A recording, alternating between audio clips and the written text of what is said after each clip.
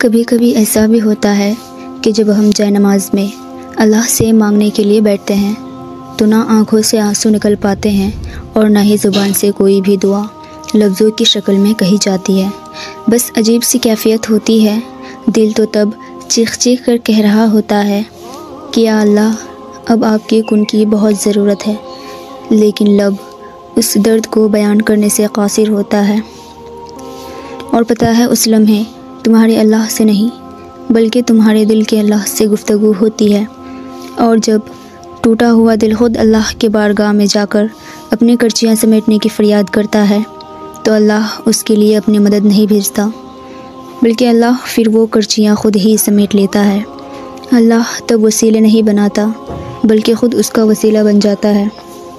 تمہاری یہ خاموشی اللہ کے ہاں بہت زور کا شور مچاتی ہے، اتنا زور کہ آسمانی خلق اس چپ کی آواز سے چونک اٹھتی ہے، اور پھر وہ ساری خلق اللہ سے تمہارے حق میں دعا کرتی ہے اور فریاد کرتی ہے کہ یا اللہ یہ جو درد سے تڑپ رہا ہے اسے شفا دے دے، اس کے لیے کن فرما دے۔ جب آسمان تمہاری آواز سے لرز اٹھتا ہے، اس رب کی کیفیت جس نے فرمایا کہ میں شہرگ سے بھی زیادہ تمہارے قریب ہوں، سوچو تمہارے جس خاموشی کا شور عرش تک پہنچ سکتا ہے اسے کیا تمہارے دل میں رہنے والا نہیں سن سکے گا؟ اللہ سب سنتا ہے اور وہ سب جانتا بھی ہے، تب بھی جب تم کہتے نہیں اور تب بھی جب تم کہنا نہیں چاہتے۔ وہ دھڑکن ہے اور وہ دھڑکنوں کی ہی سنتا ہے، اور پھر وہ معجزوں کا بادشاہ ایسے معجزے کرتا ہے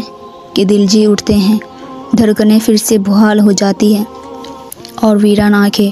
شکر سے لبریز ہو جاتی ہے، پھر کرچیاں بھی سمیٹ جاتی ہیں اور شفا بھی مل جاتے ہیں۔ اسی لیے اللہ قرآن میں بار بار فرماتے ہیں کہ نا امید مت ہو، کمزور مت پڑو، غمگین نہ ہو، بے شک اللہ ہر چیز پر قادر ہے۔